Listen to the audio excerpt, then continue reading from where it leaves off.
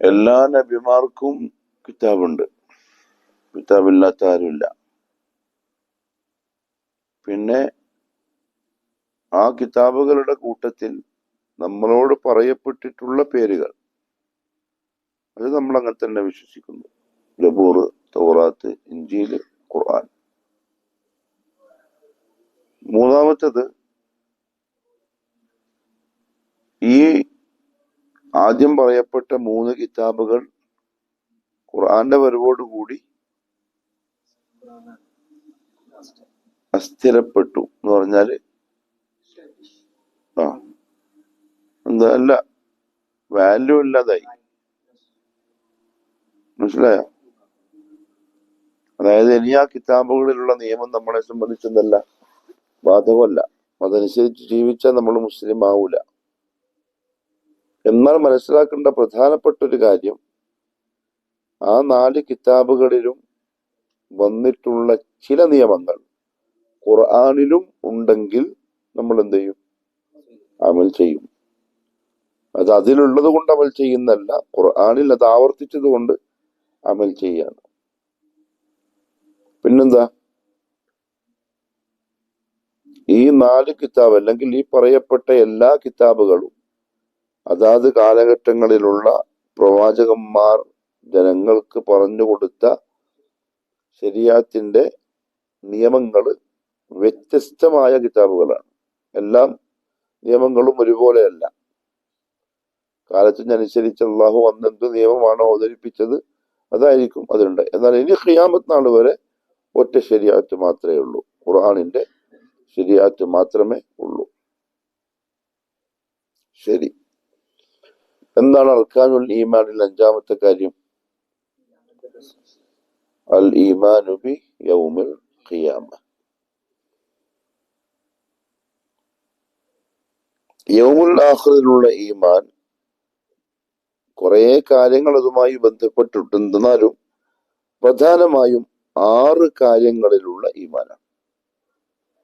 യൗമുൽ ആഖിറിലുള്ള ഈമാൻ ശരിയാവുക, അല്ലെങ്കിൽ അത് അള്ളാഹുവിന്റെ അടുക്കൽ സ്വീകാര്യമാവുക 6 കാര്യങ്ങളിലുള്ള ഈമാൻ ക്ലിയർ ആകുമ്പോഴാണ്.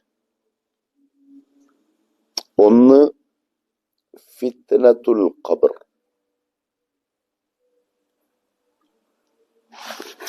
ഫിത്നത്തുൽ ഖബർ എന്ന് പറഞ്ഞാൽ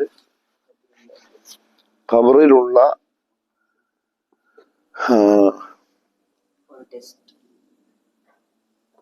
മോശമായ അവസ്ഥ. അതായത് ഖബർ മനുഷ്യനെ എടുക്കും. ഖബറിൽ നിസ്കാരം ഒഴിവാക്കുന്നവർക്ക് ഷുജാഉൽ അഖ്റ എന്ന പാമ്പ് വരും. മലക്കുകൾ ഉത്തരം പറഞ്ഞിട്ടില്ലെങ്കിൽ അടിക്കും. ഇതൊക്കെ ഖബറുമായി ബന്ധപ്പെട്ട് പറയപ്പെട്ടുള്ള സംഗതിയാണ്. പക്ഷേ നഖലിനേക്കാളും അഖ്ലിനെ മുന്തിക്കുന്നവർ മുമ്പ് പറഞ്ഞിട്ടുണ്ട്. എന്ന് പറഞ്ഞാല് എന്താ നഖൽ എന്ന് പറഞ്ഞാൽ? നഖൽ എന്താ? നഖൽ എന്ന് പറഞ്ഞാൽ ഖാല അല്ലാഹ് വഖാല റസൂലുള്ളാഹ്, ഖുർആനും ഹദീസിലാണ് നഖൽ എന്ന് പറയുക. അതിനേക്കാൾ അവര് പ്രാധാന്യം കൊടുക്കൽ എന്തിനായിരിക്കും? അഖലിനായിരിക്കും. അങ്ങനെയുള്ള ആളുകൾക്ക് ഖബറൊന്നും അംഗീകരിക്കാൻ പറ്റില്ല. കാരണം അവർക്ക് ലോജിക്കായിട്ട് മനസ്സിലാക്കാൻ കഴിയുന്നില്ല. ആരുടെ മണ്ണിന്റെ ഉള്ളിൽ ഈ പറയപ്പെട്ട സംഗതിയൊക്കെ എങ്ങനെയാ നടക്കുക? ഒരാളെ ഖബറിൽ വെച്ച് കഴിഞ്ഞാൽ ഖബർ അയാൾ എന്ത് ചെയ്യും? എല്ലുകൾ ഇങ്ങനെ കോർക്കുന്ന രീതിയിൽ എടുക്കും. അതെങ്ങനെയാ ഖബറിന് സാധിക്കുക? മുഅ്മിനുകളായ ആളുകൾ പോയാൽ ഖബർ എന്താവും? വിശാലമാവും. അതെങ്ങനെ സംഭവിക്കും? ഖബറിലേക്ക് നരകത്തിന്റെ വാതിൽ തുറന്നു വെക്കും, അല്ലെങ്കിൽ സ്വർഗത്തിന്റെ വാതിൽ തുറന്നു വെക്കും. തിന്മകൾ ചെയ്ത ആളുകളുടെ നന്മകൾ ഒരു മനുഷ്യന്റെ രൂപത്തിൽ ഖബറിലേക്ക് വരും. തിന്മകൾ ചെയ്ത ആളാണെങ്കിൽ ആ തിന്മകൾ ഒരു പേടിപ്പിക്കുന്ന രൂപത്തിൽ ഖബറിലേക്ക് വരും. ഇതൊന്നും അക്കലിനെ മുന്തിക്കുന്ന ആൾക്കാർക്ക് വിശ്വസിക്കാൻ കഴിയില്ല, ഉൾക്കൊള്ളൂല. പക്ഷെ നമ്മളെ സംബന്ധിച്ചിടത്തോളം അത് വിശ്വസിക്കൽ നമ്മളുടെ ഈമാന്റെ ഭാഗമാണ്. അപ്പൊ യൗമുൽ ആഖിറിൽ വിശ്വസിക്കുക എന്ന് പറഞ്ഞാൽ അതിൽ പ്രധാനപ്പെട്ട ഒന്ന് ഫിത്നത്തുൽ ഖബർ. രണ്ട്, നഈമുൽ ഖബ്രി വഅദാബു, ഖബർ ശിക്ഷ, ഖബറിലുള്ള അനുഗ്രഹങ്ങൾ. നബി സല്ലല്ലാഹു അലൈഹി വസല്ലമ തങ്ങൾ ഇന്നത് ചെയ്താൽ ഖബറിൽ ഇന്നത് കിട്ടും, ഇന്നത് ചെയ്താൽ ഖബറിൽ ഇന്ന ശിക്ഷ കിട്ടും എന്നൊക്കെ പറഞ്ഞു തന്നിട്ടുണ്ട്. അതൊന്നും ഇതുവരെ ആരും അനുഭവിച്ചു കഴിഞ്ഞ് ഇങ്ങോട്ട് വന്ന് നമുക്ക് പറഞ്ഞു തന്നിട്ടില്ല. കാരണം ഒരു ഖബറാളിക്ക് പുറത്തേക്ക് വന്നിട്ട് പറഞ്ഞുതരാൻ കഴിയില്ലല്ലോ. പക്ഷെ അങ്ങനെ ആരും അനുഭവിച്ചിട്ടുമില്ല. ജീവിച്ചിരിക്കുന്നവർ, അനുഭവിച്ച ആളുകൾ തിരിച്ചു വന്ന് നമുക്ക് പറഞ്ഞു തന്നിട്ടില്ല. നമുക്കതൊന്ന് ഊഹിക്കാനും പറ്റൂല. ഖബറിന്റെ ഉള്ളിൽ എങ്ങനെ എന്താ സംഭവിക്കുക എന്നുള്ളത് നമുക്ക് എന്ത് ചെയ്യാൻ കഴിയില്ല, ഇമാജിൻ ചെയ്യാൻ കഴിയില്ല. ഒരു കാലത്തെ പറ്റി അനുമാനിച്ച് ചിന്തിച്ച് ഇമാജിൻ ചെയ്യണമെങ്കിൽ ആ കാലത്തെ പറ്റി എന്തെങ്കിലും നമുക്ക് അറിയണ്ടേ, നല്ലേ പറ്റുള്ളൂ. ഒന്നും അറിയില്ല. അങ്ങനെ അറിയാത്തത് കൊണ്ടും നമുക്ക് ചിന്തിച്ചിട്ട് മനസ്സിലാവാത്തത് കൊണ്ടും അതിനെ ഒഴിവാക്കി വെക്കാൻ പറ്റൂല. അതങ്ങനെ ഉണ്ട് എന്ന് വിശ്വസിക്കൽ ഈമാന്റെ ഭാഗമാണ്. ഒരാൾ അങ്ങനെ ചിന്തിച്ച് ഒരുപാട് ചിന്തിച്ചതിന് ശേഷം ഖബറിൽ ക്യാമറ വെച്ച് നോക്കി എന്നിട്ടൊന്നും കാണുന്നില്ല. ഇപ്പൊ അങ്ങനെ വെക്കാമല്ലോ. ഒരാളെ ഖബർ, നല്ലൊരു മനുഷ്യനെ ഖബറടക്കി. അപ്പൊ നമ്മൾ എന്ത് ചെയ്തു, ഒരു ക്യാമറ വെച്ചിട്ട് പുറത്ത് നമ്മൾ സ്ക്രീനിൽ ഇങ്ങനെ നോക്കിക്കൊണ്ടുവന്ന് എന്താ സംഭവിക്കുന്നത് അറിയാം. അതേപോലെ ഒരു ചീത്ത മനുഷ്യനെ വെച്ചിട്ട് അവന്റെ ഇതിലും വെച്ചു. മലക്കുകൾ വരുന്ന കാണുന്നില്ല, മലക്കുകൾ അടിക്കുന്ന കാണുന്നില്ല. ആകെ എന്തേ കാണാൻ പറ്റുള്ളൂ, ആ ശരീരത്തില് പുഴുക്കൾ വന്ന് തിന്ന് അതങ്ങനെ നശിച്ച് എല്ല് മാത്രമാവുന്ന ചിലപ്പം കാണാൻ പറ്റിയേക്കാം, അല്ലെ? കടകമണ്ണിന്റെ സ്വഭാവം അങ്ങനെയാണ്. പക്ഷെ അതിന്റെ അപ്പുറത്ത് പറഞ്ഞൊന്നും നമുക്ക് ക്യാമറ വെച്ചാൽ കാണാൻ കഴിയില്ല. അങ്ങനെ കാണാൻ പറ്റാത്തത് കൊണ്ട് ഇതെല്ലാം പെടായി വെറുതെ കളവ് പറഞ്ഞതാണ്. അത് വിശ്വസിക്കൽ നമ്മുടെ ഈമാന്റെ ഭാഗമാണ്. അതാണ് യൗമുൽ ആഖിറിലുള്ള വിശ്വാസം. മൂന്നാമത്തത് അന്നഫ്ഖു ഫിസ്സൂർ. എന്താണ്? സൂറിലുള്ള ഊത്ത്. ഫഇദാ നുഫിഖ ഫീഹി നഫ്ഖതൻ വാഹിദ وحملت الأرض والجبال فدكتا دكة واحدة فيومئذ وقعت الواقعة. പ്രധാനമായും എത്ര ഊത്താണ്? 2 പ്രാവശ്യം ഊത്ത്. അതിലൊന്നാമത്തെ ഊത്ത് നശിപ്പിക്കാനുള്ളതാണ്, 2 പുനർജീവിപ്പിക്കാനുള്ളതാണ്. അത് ഏൽപ്പിച്ചിരിക്കുന്ന മലക്കാര ഇസ്രാഫീൽ. ഇസ്രാഫീലിന്റെ കയ്യിൽ ഊതാനുള്ള ആയുധം അള്ളാഹു കൊടുത്ത് ഏൽപ്പിച്ചിട്ടുണ്ട്. അത് ചുണ്ടിൽ വെച്ച് അള്ളാഹുവിന്റെ ഓർഡർ കാത്തിരിക്കുന്ന അവസ്ഥയിലാണ് നബി സല്ലല്ലാഹു അലൈഹി വസല്ലം അന്ന് മിറാജിന് പോയ സമയത്ത് ഇസ്രാഫീലിനെ കണ്ടത്. അത് സംഭവിക്കണ്ടായി. അതുകൊണ്ട് അള്ളാഹു പറഞ്ഞു ഫഇദാ നുഫിഖ ഫിസ്സൂരി നഫ്ഖത്തുൻ വാഹിദ, ഒരു ഊത്ത് അതിൽ ഊതപ്പെട്ട് കഴിഞ്ഞാൽ വഹുമിലത്തിൽ അർദു വൽ ജിബാൽ ഫദുക്കതാ ദക്കതൻ വാഹിദ, ഭൂമിയും മലയും എല്ലാം പൊടിപൊടിയാവും, തീരും, എല്ലാം തീരും. പിന്നീട് ഒന്നുകൂടി അള്ളാഹു ജീവിപ്പിച്ചിട്ട് ഊതാൻ വേണ്ടി പറയും. അപ്പൊ എന്താവും? ആളുകളെല്ലാവരും എഴുന്നേറ്റ് വരും. ഈ 2 ഊത്തും ഏൽപ്പിച്ചിരിക്കുന്ന മലക്കാണ് ഇസ്രാഫീൽ. നാലാമത്തത് അൽ ബഅസു. എന്താ ബഅസ് എന്ന് പറഞ്ഞാൽ? പുനരുദ്ധാരണം എന്ന് പറഞ്ഞാൽ ഇംഗ്ലീഷിൽ എന്താ പറയാ?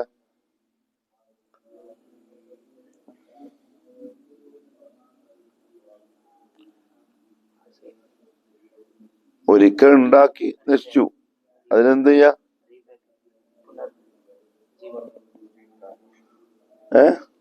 റീപ്ലാന്റേഷനോ? എന്തായാലും അത് ഉണ്ടാവും എന്നുള്ള കാര്യം ഉറപ്പാണ്.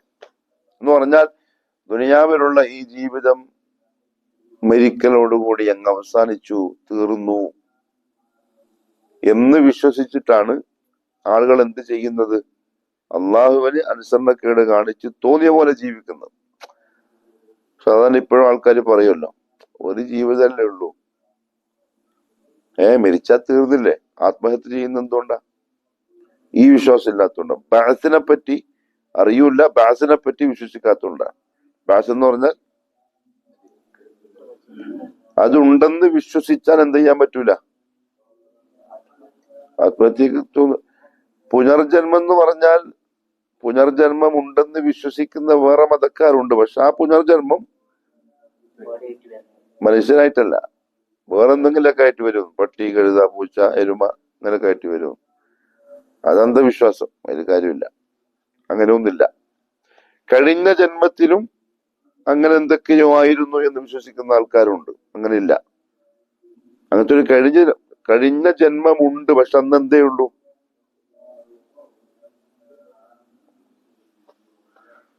റൂഹ് മാത്രമേ ഉള്ളൂ. മനസ്സിലായോ? നമ്മളുടെ റൂഹിനെ ഒരുമിച്ച് കൂട്ടിയിട്ട് അള്ളാഹു ഞാനല്ലേ റബ്ബ് എന്നൊക്കെ ചോദിച്ചല്ലോ. അക്കാലമുണ്ട്. ആലമുൽ അർവാഹ്. ജസദില്ല. ജസദ് മീൻസ് ബോഡി ഇല്ല. ആ ബോഡിയിൽ നിക്ഷേപിക്കപ്പെടുന്ന എന്തേ ഉള്ളൂ? ആത്മാവ്. അതിന്റെ ഒരു ലോകം. അത് കഴിഞ്ഞുപോയി. പിന്നെ അതിന് അള്ളാഹു എന്ത് ചെയ്തു? ഉമ്മാന്റെ ഗർഭാശയത്തിൽ എത്തിച്ച് ഒരു ബോഡി ഉണ്ടാക്കി അതിൽ ആ റൂഹിനെ നിക്ഷേപിച്ചു. അങ്ങനെ പുറത്തേക്ക് വന്നതോടുകൂടി മനുഷ്യന്റെ ജീവിതത്തിന്റെ എത്രാമത്തെ ഘട്ടം തുടങ്ങി? ആദ്യം ആലമുൽ അർവാഹിലാണ്, ആത്മാക്കളുടെ ലോകം. പിന്നെ ഉമ്മാന്റെ ഗർഭാശയത്തില് 9 മാസം വരെയുള്ള ജീവിതം റൂഹോടുകൂടി. ആദ്യം റൂഹ് മാത്രം, പിന്നെ റൂഹും ജസദും 9 മാസം. അത് കഴിഞ്ഞ് അവ രണ്ടും ദുനിയാവിലേക്ക്. അപ്പൊ ദുനിയാവല്ല തുടക്കം. തുടക്കം മുമ്പേ തുടങ്ങിക്കഴിഞ്ഞു നമ്മുടെ ജീവിതം. ദുനിയാവിൽ അങ്ങനെ നിശ്ചയിക്കപ്പെട്ട സമയം ജീവിച്ചു, മരിച്ചു. പിന്നെ എങ്ങോട്ടാ? ആഖിറത്തിലേക്ക്. അതാണ് ബാസ്. അപ്പൊ ഇവിടെയല്ല ജീവിതം നമ്മളെ ശരിക്കും തീരുക. പിന്നെയോ ആഖിറത്തിലാണ് തീരാന്ന്. മീൻസ് കാലാകാലത്തേക്ക് ഏതെങ്കിലും ഒന്നിലേക്കാവും. ഒന്നുകിൽ സ്വർഗം അല്ലെങ്കിൽ നരകം. അപ്പൊ ദുനിയാവിലുള്ള മരണം എന്ന് പറയുന്ന സംഗതി ജീവിതത്തിന്റെ അവസാനമല്ല, പിന്നെയോ ദുനിയാവിന്റെ അവസാനമാണ്. മനസ്സിലായോ? ദുനിയാവിലുള്ള ജീവിതത്തിന്റെ അവസാനമാണ് മരണം. മനുഷ്യന്റെ അവസാനമല്ല. മനുഷ്യൻ പിന്നെയും ഒന്നുകൂടി എഴുന്നേക്കാൻ പോകുന്നേ ഉള്ളൂ. മനസ്സിലായോ? അപ്പൊ ആ മരണത്തിന്റെയും പിന്നെ ബാസിന്റെയും ഇടയിലുള്ള ആ സമയത്തിന് പറയുന്ന പേരാണ് എന്ത്? ബർസഖ്. ഉമ്മാന്റെ ഗർഭാശയത്തിൽ ഒരു കാലം, പിന്നെ ദുനിയാവിലൊരു കാലം, ഇനി ആഖിറത്തിലേക്ക് പോവല്ലോ. പോകുന്നതിന് മുമ്പുള്ള ചെറിയ ടൈം, അതാണ് ബർസഖ്, ഖബറിലുള്ള സമയം. മനസ്സിലായോ? അവിടെ ജസദല്ല, റൂഹാണ് മെയിൻ. കാരണം ജസദിന് ആര് തിന്നു? പുഴുക്കൾ തിന്നു. ക്യൂ സിസ്റ്റം ഇല്ലാതെ ഓടിച്ചാടി തലമ കയറി മറിഞ്ഞ് വന്നിട്ട് തിന്നിട്ട് അങ്ങ് തീർക്കും. എത്ര ദിവസം കൊണ്ട് തീരും?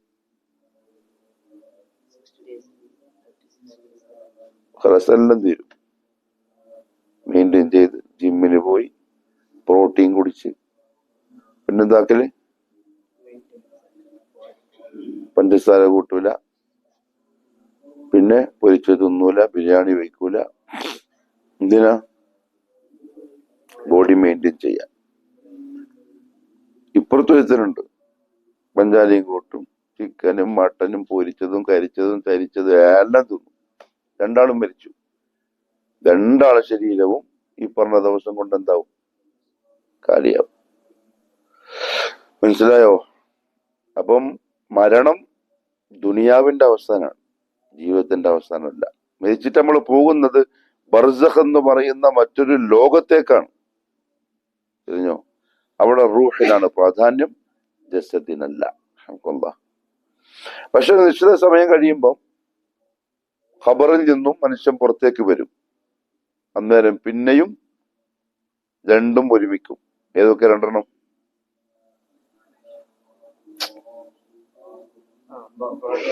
റൂഹും ജസദും പിന്നെ ഒന്നാവും. സംഭവം മനസ്സിലായോ? അപ്പൊ അതും നമ്മ ഈമാൻ ബിൽ യൗമിൽ ആഖിറിൽ പെട്ടതാണ്. അൽ ബഅസ്, മരണത്തിന് ശേഷം ഒന്നുകൂടി ജനിക്കും എന്നുള്ളത്. അഞ്ചാമത്തത്, ഖിയാമത്ത് നാളിൽ, അതായത് അവസാനത്തെ ആ ദിവസം ഉണ്ടാകുന്ന ഹിസാബ് പോലെയുള്ള മറ്റു കാര്യങ്ങളിലുള്ള വിശ്വാസം. അതെന്താ പ്രത്യേകിച്ച് എടുത്തു പറയാൻ കാരണം, ആരും ഇതുവരെ അനുഭവിച്ചിട്ടോ കണ്ടിട്ടോ അറിഞ്ഞിട്ടോ ഇല്ലാത്ത സംഗതിയാണ്. നമ്മൾ ആകെ വിശ്വസിക്കുന്നത് ഖുർആനിൽ അള്ളാഹു റബ്ബുൽ ഇസ്സത്ത് പറഞ്ഞെന്നു അല്ലെങ്കിൽ റസൂലുള്ളാഹി സ്വല്ലല്ലാഹു അലൈഹി വസല്ലം പറഞ്ഞെന്നു എന്നതിനെ കൊണ്ട് മാത്രമാണ് ഖിയാമത്ത് നാളിൽ സംഭവിക്കുന്ന മറ്റു കാര്യങ്ങളിലുള്ള വിശ്വാസം. ഉദാഹരണത്തിന് ഹിസാബ്, വിചാരണ.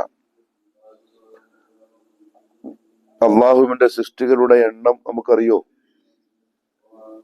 മനുഷ്യന്റെ ലോക ജനസംഖ്യ ചിലപ്പം കണക്കുകളിലൂടെ വിവരം പുറത്തു കിട്ടും. എത്ര കോടി? 800 കോടി, 850 കോടി മനുഷ്യന്മാര് എന്നൊക്കെ പറയും.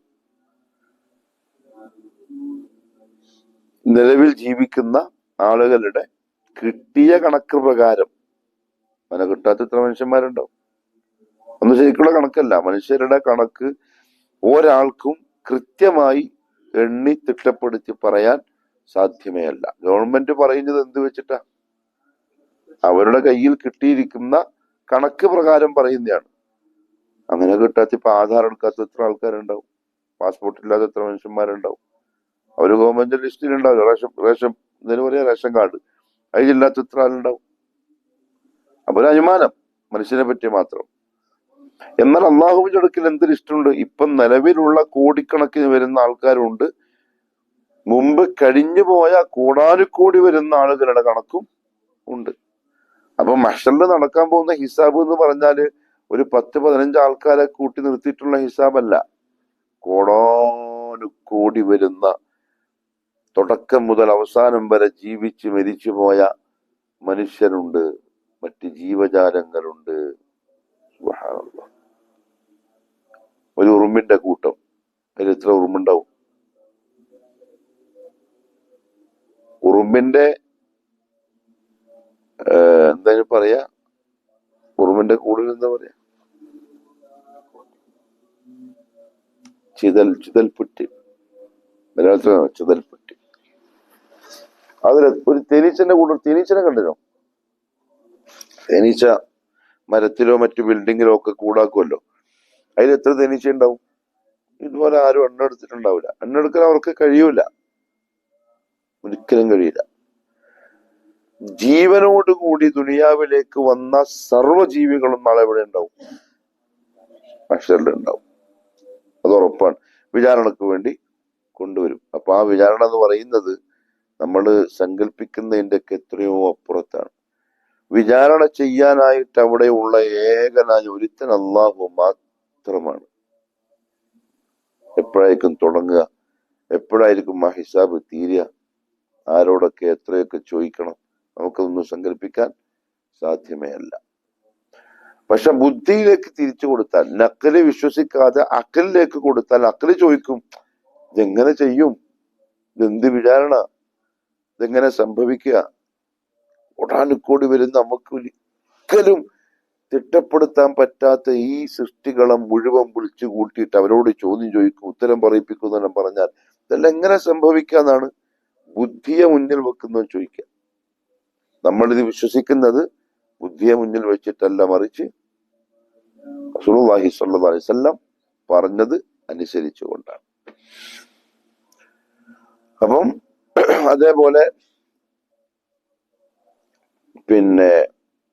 നമ്മൾ ദുനിയാവിൽ ചെയ്തു കൂട്ടിയ നന്മ തിന്മകളടങ്ങിയ പ്രവൃത്തികൾ എഴുതപ്പെട്ടിരിക്കുന്ന കിതാബുകളുടെ വിതരണം. എത്ര കിതാബ് വേണം? നമ്മളിപ്പോ 10-20 ആൾക്കാരെ നോട്ട്ബുക്ക്, അതന്നെ ഇപ്പൊ ഇതിൽ അടുക്കി പെറുക്കി വെച്ചാൽ കാണാം കുറെ ആയില്ലേ.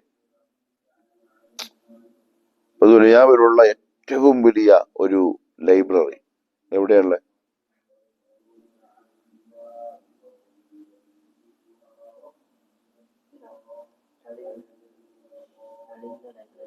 നളന്ദ. നിങ്ങളൊക്കെ എന്തിനാ സ്കൂളിൽ പോകുന്നത്? കമ്പ്യൂട്ടർ കാണാനാ?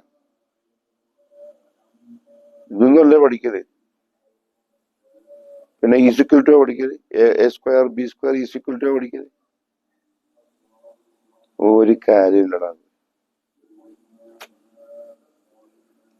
പിന്നെ നമ്മളെ നാട്ടിന്റെ നിയമം അങ്ങനെയാണ് എന്ന് പറഞ്ഞിട്ട് പഠിക്കുക, സർട്ടിഫിക്കറ്റ് കിട്ടാൻ.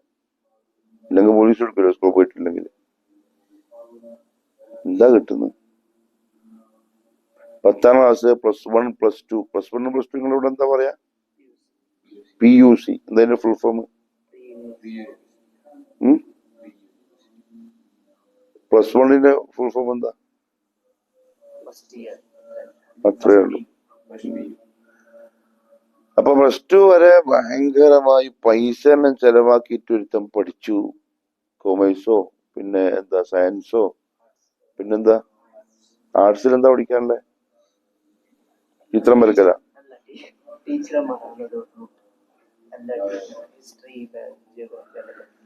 അങ്ങനെ എന്തൊക്കെ പഠിച്ചത് വെച്ചോ? എല്ലാം പഠിച്ചിട്ട് ഇങ്ങനെ ഇരുന്നിട്ട് ഇങ്ങനെ ആലോചിക്കുക എന്താ പഠിച്ചതെന്ന്. ഇതുണ്ടാവുക ഒന്നും ഉണ്ടാവില്ല, ഒന്നും ഉണ്ടാവില്ല.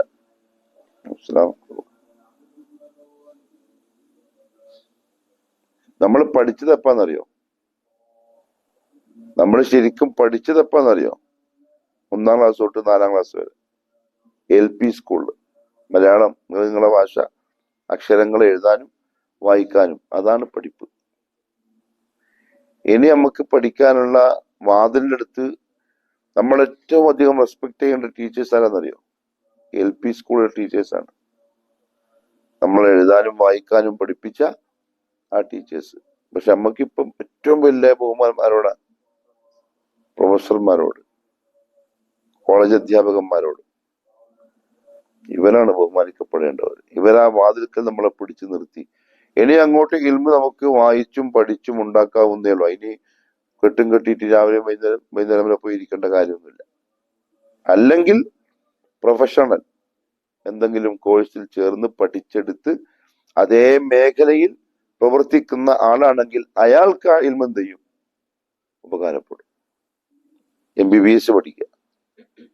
MBBS പഠിച്ചിട്ട് മദ്യക്കച്ചവടത്തിന് പോയാലോ? അങ്ങനത്തെ മനുഷ്യന്മാരുണ്ട്.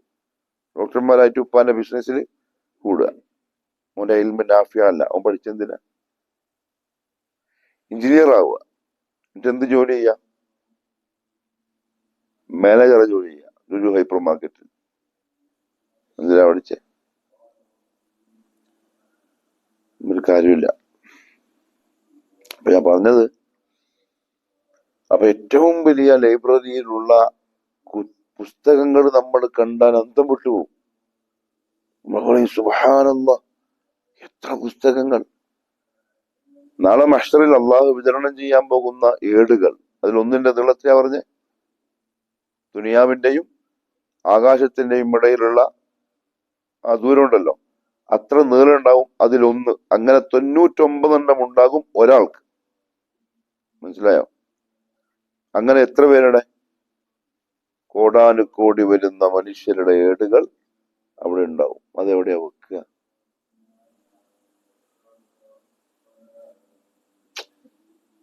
ഒന്നാമത് അതിന്റെ വലിപ്പം, മറ്റൊന്ന് ഒരാളെടുത്ത്, ഇപ്പൊ ഇവന്റെ അടുത്തൊരു 100 ബുക്ക്, ഇവന്റെ അടുത്ത് 100 ബുക്ക്. നമ്മള് 5 ആൾക്കാരെടുത്ത് 100 ബുക്ക് വീതം ഉണ്ടെങ്കിൽ അത് ഇവിടെ ഇങ്ങനെ വെച്ചാൽ ഇപ്പൊ എത്ര ബുക്ക് ഉണ്ടാവും? കുറെ മീൻസ് 500 ബുക്കായി. അതിന് എത്ര സ്പേസ് വേണം? അതൊരു 5000 ബുക്കാണെങ്കിലോ, 50,000 ബുക്കാണെങ്കിലോ നമുക്കൊന്ന് ഇതാക്കിക്കൂടെ? അതിന്റെ സ്പേസ് എത്ര വേണം? മഷറിലുള്ള കിതാബുകളുടെ എണ്ണം വെറുതെ സങ്കല്പിച്ചു നോക്കി. കോടാനുകോടി വരുന്ന. സുബ്ഹാനല്ലാഹ്, അതിന്റെ തർത്തീബ് അല്ലാഹു ആക്കിയിട്ടുണ്ട്. അതെന്ത് ചെയ്യും? വിതരണം ചെയ്യും. നാളെ മഹ്ശറിൽ ഓരോ ആൾക്കാരുടെ കൈമലും അവരവരുടെ കിതാബുകൾ കൊടുക്കും. എന്നിട്ട് പറയും വായിച്ചു നോക്കാൻ. അത് സംഭവിക്കാനിരിക്കുന്ന ഒരു കാര്യമാണ് മീസാൻ, അല്ല, ഈ കിതാബുകൾ വിതരണം ചെയ്യും. അതേപോലെ ഇതിന് ശേഷം ആ കിതാബ് അടക്കം ഇവനെ എന്ത് ചെയ്യുക?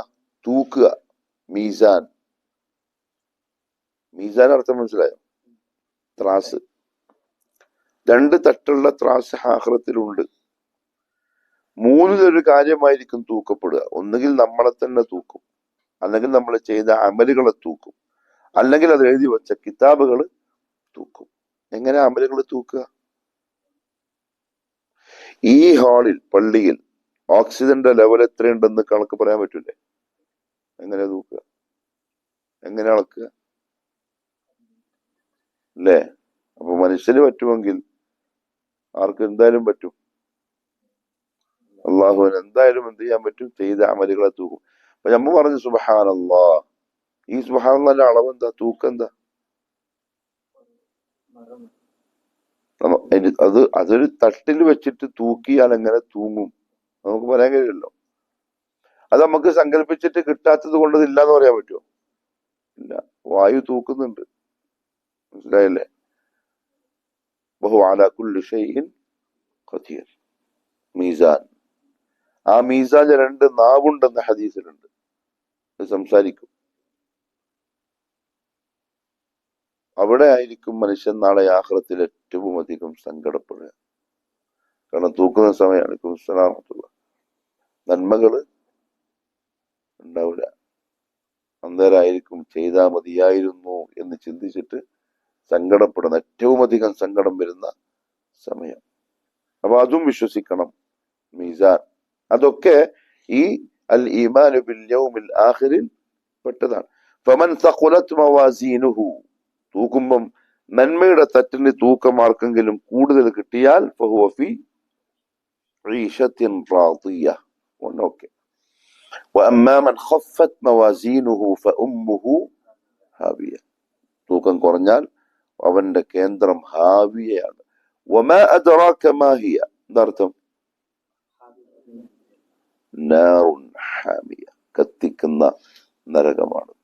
നരകത്തിന്റെ ജോലി കത്തിക്കലല്ലേ, പിന്നെന്തിനാ പ്രത്യേകിച്ചൊരു കത്തിക്കൽ എന്ന് പറഞ്ഞത്? അത്ര കടുപ്പമാണെന്ന് അറിയിക്കാൻ വേണ്ടിയിട്ടാണ് ഹാമിയ. അല്ലാഹു കാക്കട്ടെ. അങ്ങനെ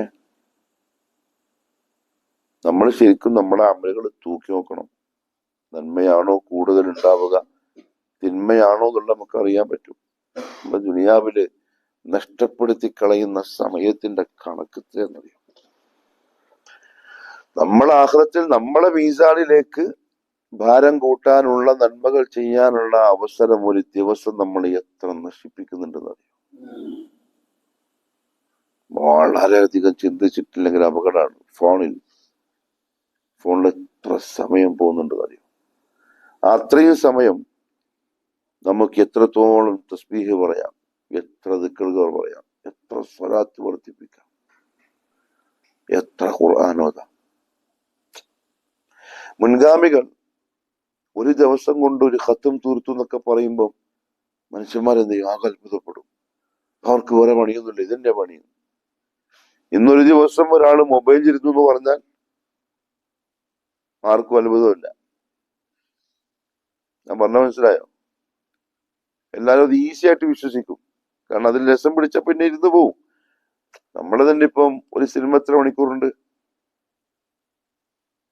കൂടിപ്പോയ എത്ര മണിക്കൂറുണ്ടാവും സിനിമ? 2.5 3 മണിക്കൂർ. അതിനപ്പുറത്തേക്കൊന്ന് കണ്ടിരിക്കേണ്ടത്. ഒന്ന് കണ്ടു, പിന്നെ അടുത്തേ കണ്ടു, പിന്നെ അടുത്തേ കണ്ടു. എത്ര മണിക്കൂറായി? 9 മണിക്കൂർ ഇങ്ങനെ നോക്കിയിരിക്കാൻ മനുഷ്യന് പറ്റുന്നുണ്ട്. എങ്കിൽ മുൻഗാമികൾക്ക് രസം ഖുർആനാണ്. മനസ്സിലായോ? സലഫുകൾക്ക് ലദ്ദത്ത് ഖുർആനിനോടാണ്. അപ്പൊ ഒരു ദിവസം മൊത്തം ഖുർആൻ ഓതി എന്ന് പറയുമ്പോൾ അത്ഭുതപ്പെടാനുള്ള സംഗതിയൊന്നുമില്ല. അതുകൊണ്ട് ഒരുപാട് ടൈം നമ്മൾ പാഴാക്കുന്നുണ്ട്. ശരിയല്ല. അതിനെ നന്മകളെ കൊണ്ട് നിറക്കണം. തസ്ബീഹുകൾ, ദിക്റുകൾ,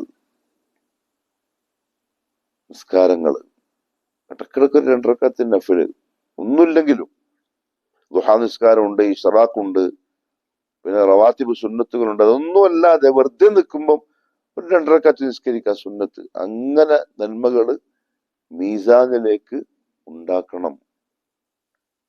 നമ്മൾ ഉണ്ടാക്കാണ്ട് നമുക്ക് കിട്ടൂല. ഉറപ്പാണത്. നമുക്ക് ഉണ്ടാക്കാണ്ട് നമുക്ക് കിട്ടൂല. ഇപ്പം റിയാസ് ഭായ് ഉണ്ടാക്കിയ പൈസ റിയാസ് ഭായ് മരിച്ച ആർക്കുണ്ട്? അതും കാത്തിരിക്കാണല്ലേ. അള്ളാഹു ദീർഘായുസ്സും ആഫിയത്തും കൊടുക്കട്ടെ. ദീനിന് ഉപകാരമുള്ള മനുഷ്യനാണ്.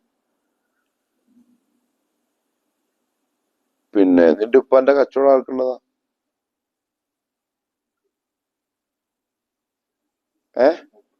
നിങ്ങക്കാ? പിന്നെ അനിയനോ?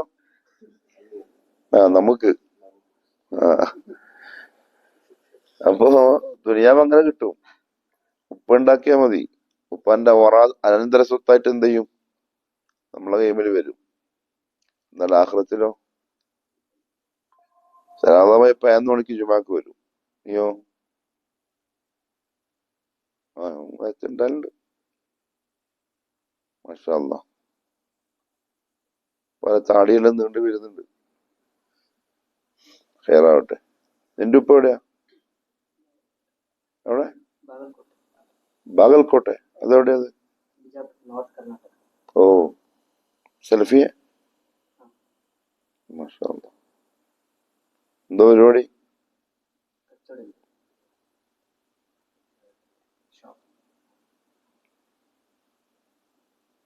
നിന്റെ ഉപ്പ പലർക്ക് സുഖമായിട്ടിരിക്കുന്നുണ്ടാ? കാലിന് സുഖം മാറിയാ? അൽഹംദുലില്ലാ. അത് ശ്രദ്ധിക്കണം. ഉമ്മാനോട് പറയണത് ഈ സാധനം വന്നാൽ നമ്മുടെ ശരീരം കൊണ്ടേ പോവുള്ളൂ. Sugar, diabetes. അല്ലാഹു കാക്കട്ടെ. ആഖിറത്തിലേക്ക് വേറൊരാൾ ചെയ്താലും നമ്മളെ മീസാനിലെത്തൂല. അത് അവരെ മീസാനിലേ ഉണ്ടാവും. വഅല്ലൈസ ലിൽ ഇൻസാനി ഇല്ലാ മാ സഅ ഇല്ലാ മാ സഅ വഅന്ന സഅയഹു സൗഫ യുറ. മനുഷ്യന് അവൻ എന്താണോ ദുനിയാവിൽ കഷ്ടപ്പെട്ടുണ്ടാക്കിയത് അത് മാത്രമേ കിട്ടുള്ളൂ. അവന്റെ അധ്വാനം അവന് കാണാൻ പറ്റും.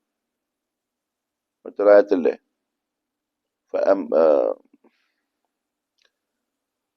സൂറത്തുൽ ഗാശിയ, വുജൂഹു യൗമഇദിൻ നാഇമ റാദിയ ലിസഅയിഹ.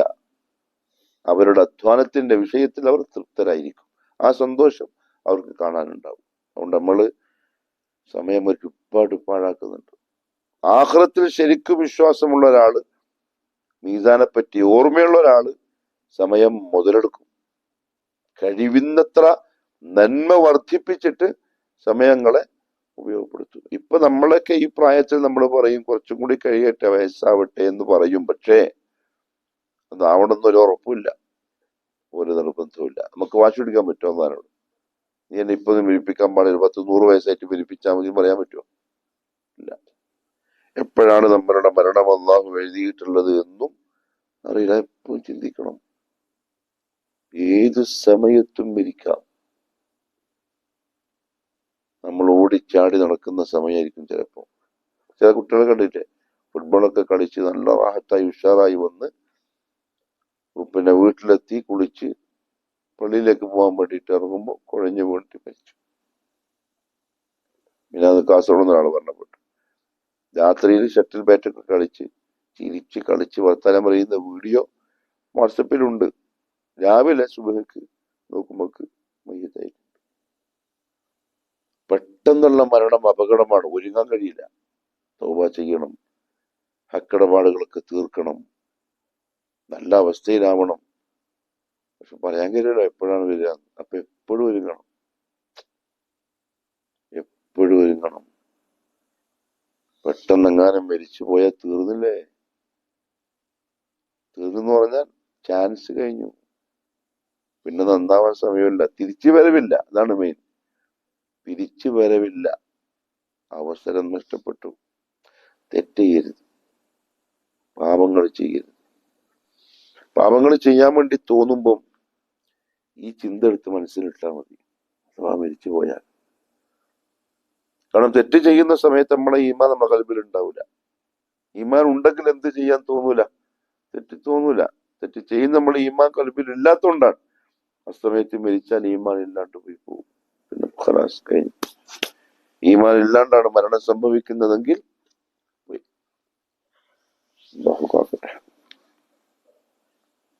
മരണത്തെ കൂടുതൽ കൂടുതൽ ഓർക്കണം. എത്ര മരണത്തിന്റെ ചിന്ത അധികരിക്കുമോ അത്രയും നമ്മൾ നന്നാവും. എപ്പോഴും ആലോചിച്ചോളൂ, എന്ത് തെറ്റ് ശൈത്താൻ തോന്നിപ്പിച്ചാലും ഉടനെ മനസ്സിനോട് പറയാ, ആ സമയത്ത് മരിച്ചാലോ? പേടിയാവും. അക്സറു മിൻ ദിക്രി ഹാദിമിൽ ലദ്ദാത്ത്. എല്ലാ രസങ്ങളും മുറിച്ചു കളയുന്ന മരണത്തിന്റെ ഓർമ്മ നീ വർദ്ധിപ്പിച്ചോളാൻ. അത് ഭയങ്കര മരുന്നാണ്. നമുക്ക് മനുഷ്യന് നന്നാവാനുള്ള ഏറ്റവും നല്ല മരുന്ന് മരണത്തോട്. ഒരാള് മരിച്ചെന്നറിഞ്ഞാൽ ആ മയ്യത്ത് പരിപാലനത്തിൽ പങ്കെടുക്കണം. അതിന് രണ്ട് ഗുണമുണ്ട്. ഒന്നൊരു ഇഖ്റാത്തിന്റെ കൂലിയുണ്ട്, പിന്നൊന്ന് പേടി വരും, ഓർമ്മ വരും. നാളെ ഞാൻ ഇങ്ങനെ കിടക്കുമല്ലോ, അല്യാവും ഔകത്തെ, ഇന്ന് അല്ലെങ്കിൽ നാളെ നമുക്ക് എന്തായാലും കിടക്കേണ്ടി വരും. അല്ലാഹ്, പേടിയാണ്. കിടക്കുന്ന സമയത്ത് ആൾക്കാർ കരയും, ഉപ്പ കരയും, ഉമ്മ കരയും, ഭാര്യ കരയും, മക്കള് കരയും, ചങ്ങായിമാര് കരയും. പക്ഷെ അതിനൊന്നും ഒരു കാര്യമില്ല. അവര് കരയോ കരയാതിരിക്കോ ചിരിക്കോ എന്തോ ആയിക്കോട്ടെ, വിഷയം നമ്മളാണ്. കാരണം നമ്മളാണ് ഇപ്പൊ യാത്ര തുടങ്ങിയിട്ടുള്ളത്. എയിമുണ്ടെങ്കിൽ ഓക്കെ, ഇല്ലേ ഡേഞ്ചർ. അപ്പൊ അതും യൗമുൽ ആഖിറിന്റെ വിശ്വാസത്തിൽപ്പെട്ടതാണ്. ഹിസാബ്, കിതാബ്, മീസാൻ, അതേപോലെ സിറാത്ത്. എന്താണ് സിറാത്ത്? നരകത്തിന്റെ മുകളിലുള്ള പാലം. മിൻകും ഇല്ല വാരിദുഹ, എല്ലാവർക്കും ആ പാലത്തിന്റെ മുകളിൽ കൂടി നടന്നേ പറ്റൂ, അല്ലാണ്ട് ഒരു രക്ഷയില്ല. നബി സല്ലല്ലാഹു അലൈഹി വസല്ലം തങ്ങൾ പറഞ്ഞു, ചില ആളുകൾ കൊടുങ്കാറ്റ് പോലെയാണ്. കൊടുങ്കാറ്റ് മീൻസ് ഇന്നലെ രാത്രി അടിച്ച കാറ്റുണ്ട്, അങ്ങ് പോവും. ഇങ്ങനെ പോകുന്നുണ്ടോ ചിലപ്പോ? ഫേസ്ബുക്കിൽ ഇപ്പൊ വീഡിയോ കാണില്ലേ, ഷോർട്സിൽ ബൈക്ക് വരുന്നു, 2 വീലർ ഹൈ സ്പീഡിൽ വന്നിട്ട് ഇങ്ങനെ പോകുന്നതാണല്ലേ. അതേപോലെ സിറാത്തിൽ പോകും. അവർക്കൊരു ടെൻഷനും ഇല്ല. പാലം വിട്ട് കടന്നാൽ അതിനപ്പുറത്ത് എന്തായി? സ്വർഗായി, രക്ഷപ്പെട്ടു പോകും. ചില ആളുകൾ മിന്നൽ പോലെയാണ്. മിന്നൽ മീൻസ് അതിങ്ങനെ തെളിഞ്ഞിട്ട് പോക്കല്ലേ. ചില ആളുകൾ കുതിര ഓടുന്ന പോലെ. കുതിര സവാരി പഠിച്ചിട്ടുണ്ടോ? ഇവിടെ കുതിരയില്ല മടക്കരയിൽ. അപ്പൊ പിന്നെ നിങ്ങളൊക്കെയോ? കുതിരയില്ല? ഓ ശരി. ഊട്ടിയിലാണല്ലോ കുതിര. മൈസൂരുണ്ട്. ഇവിടെ എന്തുണ്ടായിരിക്കും കുതിര ഉണ്ടാകാത്ത?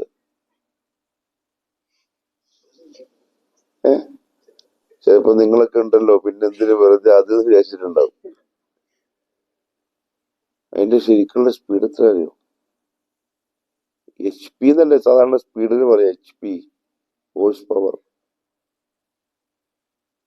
മരണ സ്പീഡാണ്. വൽആദിയാത്തി ളബ്ഹൻ വൽമൂരിയാത്തി ഖദ്ഹൻ വൽമുഗീറാത്തി സുബ്ഹൻ. കുതിരന്റെ ഓട്ടത്തിന് അള്ളാഹുവാണ് വർണ്ണിക്കുന്നത്. കല്ലില് കുളമ്പ് കൊണ്ട് തീപ്പൊരി പാറിച്ചുകൊണ്ട് ഓടുന്ന കുതിരകൾ ഭയങ്കര സ്പീഡാണ്. അതേപോലെ പായും ചില ആൾക്കാർ. ചില ആളുകള് നടന്നിട്ട് പോകും. ചില ആളുകള് തപ്പിത്തടഞ്ഞിട്ട് കുറച്ച് കാല് വഴുതും, പിന്നെ രക്ഷപ്പെടും, പിന്നെ എങ്ങനെ വീണുപോകും, പിന്നെ എണീക്കും, എങ്ങനെങ്കിലും അപ്പുറത്തെത്തും. അതിലെങ്കിലും പെട്ടാ മതി എന്നല്ല നമ്മൾ പറയേണ്ടത്. ഹൈ സ്പീഡിൽ പോകുന്ന ആളാവാനാണ് നമ്മൾ ശ്രമിക്കേണ്ടതും ദുആ ചെയ്യേണ്ടതും. ചില ആളുകൾ അതിന്റെ മുകളിൽ നിന്ന് താഴോട്ട് പോകും. വീണാൽ താഴെ കാത്തിരിക്കുന്നത് നരകമാണ്. ചോദിക്കും, അതെന്ത് പാലം, എങ്ങനെ പാലം? ഒന്നും നമുക്കറിയില്ല. അതെങ്ങനെയാണ്, എന്താണ്, രൂപമെന്ത്, കോലമെന്ത് ഒന്നും നമുക്കറിയില്ല.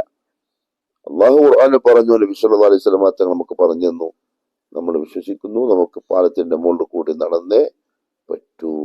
ഇതെല്ലാം യൗമുൽ ആഖിറിലുള്ള വിശ്വാസത്തിന്റെ ഭാഗമാണ്. ആറാമത്തത് അൽ ജന്നത്തു വന്നാർ, സ്വർഗവും നരകവും.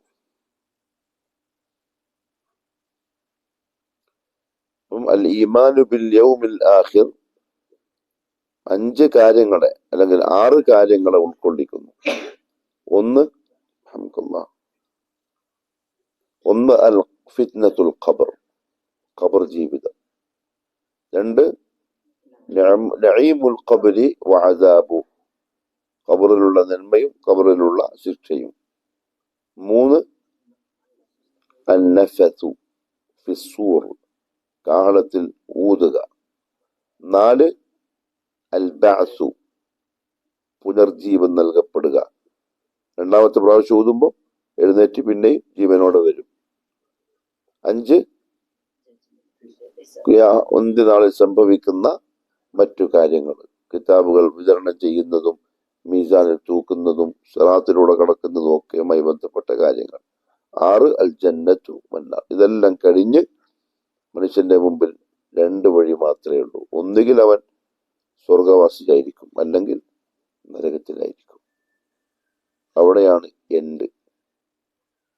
ഉമ്മ പ്രസവിച്ചന്ന് തുടങ്ങിയ ആ അവസ്ഥ, അതിന്റെ എൻഡ് ഈ 2-ൽ ഒന്നിലേക്ക് പോവലായിരിക്കും. നരകം തൽക്കാലം നമുക്ക് വേണ്ട. നരകം നമുക്ക് താങ്ങാൻ കഴിയൂല, സഹിക്കാനും കഴിയൂല. അതിഭയാനകമാണ്, അപകടമാണ്. കാരണം നരകത്തെ സൃഷ്ടിച്ച അള്ളാഹു തന്നെ അത് പറഞ്ഞിട്ടുണ്ട് ഖുർആനിൽ. വളരെ മോശമാണ്, നിങ്ങൾക്ക് താങ്ങാൻ സാധിക്കൂല. എന്നാൽ സ്വർഗമോ സുഖങ്ങളുടെ പറുദീസയാണ്. സുഖങ്ങൾ മാത്രമേ ഉള്ളൂ. അവിടെ പിന്നെ ഇബാദത്തുകളില്ല, കൽപ്പനകളില്ല, നിരോധനങ്ങളില്ല, ഒന്നുമില്ല. സുഖിക്കല് മാത്രം. നല്ല മനുഷ്യന്മാർ ദുനിയാവിൽ കഷ്ടപ്പെട്ടു, നഫ്സിനെ പിടിച്ചു വെച്ചു, നഫ്സ് ആഗ്രഹിച്ച കുറെ കാര്യങ്ങൾ ഒഴിവാക്കി, അള്ളാന്റെ ആഗ്രഹത്തെ പരിഗണിച്ച്, റസൂലുള്ളാന്റെ താല്പര്യം പരിഗണിച്ച്, ക്ഷമയോടുകൂടി ജീവിച്ച് പരീക്ഷയിൽ ജയിച്ചവന്റെ സമ്മാനമാണെന്ത്? സ്വർഗം. സമ്മാനം കൊടുത്തു കഴിയുമ്പോൾ പിന്നെയും ടെസ്റ്റ് ഉണ്ടാവോ? ഇല്ല. ടെസ്റ്റ് കഴിഞ്ഞു, വിജയിച്ചു, സമ്മാനം കിട്ടി. തോറ്റവന്റെ ശിക്ഷയാണെന്ത്? നരകം. ഇതാണ് പ്രധാനപ്പെട്ട 6 കാര്യങ്ങൾ. ഏതിന്റെ? അൽ ഈമാനു ബിൽ യൗമിൽ ആഖിർ. അടുത്ത ക്ലാസ് പറയാം ഇൻഷാ അല്ലാഹ്. ഹദീസ് എത്തിച്ചെടുക്കുക. അടുത്ത ആഴ്ച വെള്ളിയാഴ്ച രാവിലെ, യൗമുൽ ജുമുഅ, ഫ്രൈഡേ. പിന്നെയോ